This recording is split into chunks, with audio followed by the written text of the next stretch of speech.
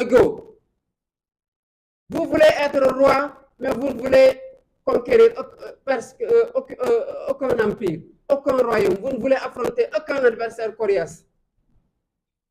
Et après, on se vante d'être une république démocratique, une vitrine démocratique en Afrique. Ce n'est pas le cas. Et nous le constatons tous. Le non-lieu, c'est ce que le peuple sénégalais doit réclamer. C'est ce que nous, Pastef les patriotes, réclamons. Parce que cette théâtralisation des institutions, de la justice, a assez duré. Et nous jette en dérision face au monde entier. Notre dignité en tant que peuple, en tant que république sérieuse, qui veut se faire respecter dans le concert des nations, en a pris un sacré coup. Il est temps qu'on arrête.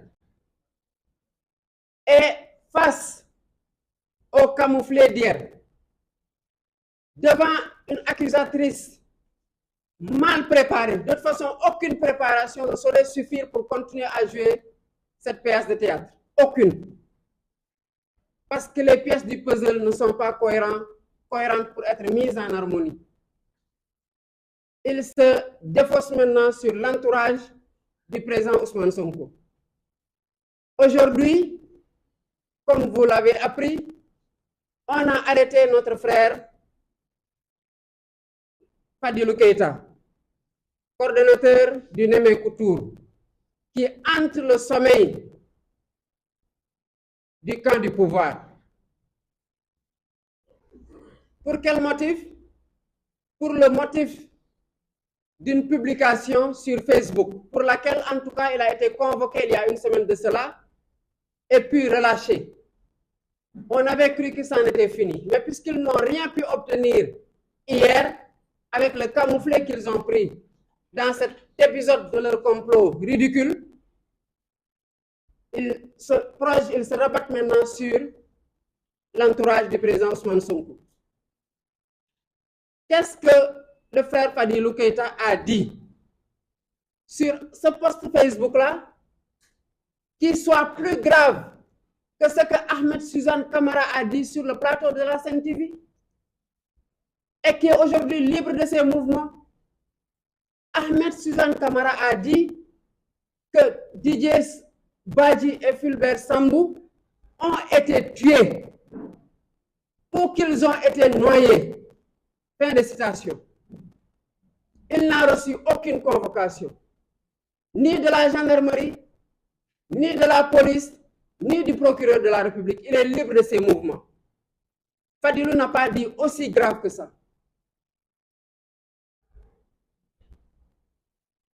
Fadilou n'a pas dit aussi grave que ça.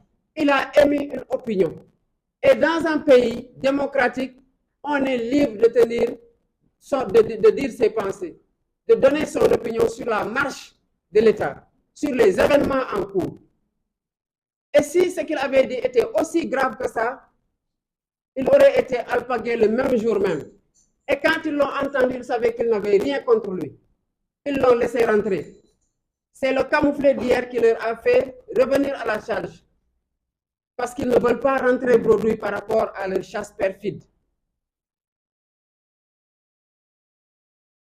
Nous demandons sa libération immédiate et sans condition. Au même titre que nous demandons la libération de tous les otages politiques du régime du président Macky Sall. Souvent, on pense qu'on n'est pas concerné.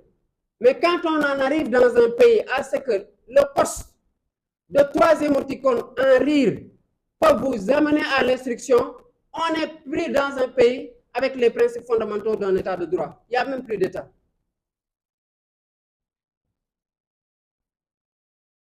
Aujourd'hui, c'est Fadilou. Hier, c'était Ousmane Diagne. Après l'invention d'une farce spéciale. Ensuite, ce fut le tour de Pape Ali. On passe des hommes politiques aux journalistes debout. Tous ceux qui ne font pas leur jeu, qui ne jouent pas leur jeu, qui ne font pas leur affaire, sont traqués. On est aujourd'hui dans un deux poids, deux mesures avec un procureur qui a un regard unidirectionnel orienté vers Pastef les patriotes. ses leaders, ses militants. Pour un live Facebook banal, on vous arrête. Dans un pays normal, ça ne se passe pas comme ça. Et nous voulons que le Sénégal redevienne un pays normal. Ça peut être le tour de Fadilou aujourd'hui, demain celui de Bassirou Diomaye Faye. Mais après, quand on aura fini de se débarrasser de tous ceux qui peuvent avoir le courage de tenir une pensée contraire et de l'assumer face micro et caméra, qui d'autre va faire tranquillement son métier? Qui d'autre va dire ce qu'il pense? Quand on vit dans un pays où on n'a plus la liberté de penser, parce que penser et ne pas l'exprimer, ça vaut quoi? Penser pour le garder pour soi-même, ça vaut quoi? Quand on n'a plus la liberté de penser et de s'exprimer librement, c'est qu'on n'est plus libre soi-même, même si on est libre de ses mouvements.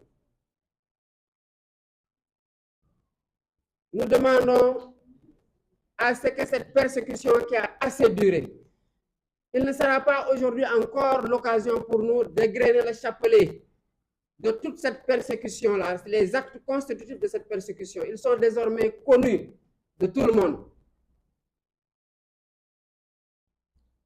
On attaque nos convois, on prend la sécurité rapprochée du président Sonko en pleine audition. On l'appelle en confrontation, elle ne se passe pas comme elle le souhaitait, on prend le coordonnateur du Némé-Couture. Jusqu'à quand? Jusqu'à quand? Il est temps que cela cesse. Et tous ceux qui sont épris de paix pour ce pays-là, c'est le moment d'alerter. C'est le moment de dire stop. On ne peut pas arrêter Fadilou pour un post Facebook aussi banal et laisser Ahmed Suzanne Camara, et le propriétaire de la page Batou Deug, qui a encore dit pire, qui a fait une corrélation nette entre le portable de Pape Alé qui aurait été consulté et qui a parlé, et la disparition des 2 militaires, en disant que tous les militaires et gendarmes qui sont pro-Pastef seront traqués, et les appelle les traites, et qu'ils seront mis hors d'état de nuire. Celui-là aussi est libre de ses mouvements. Donc, c'est comme si les infractions ne concernent que les militants de Pastef. Hier, pour un banal live Facebook, on a arrêté Diop, Taïf et Vito pour un banal live Facebook. Mais on laisse Ahmed Suzanne Camara après son appel au meurtre contre le président Ousmane Sonko.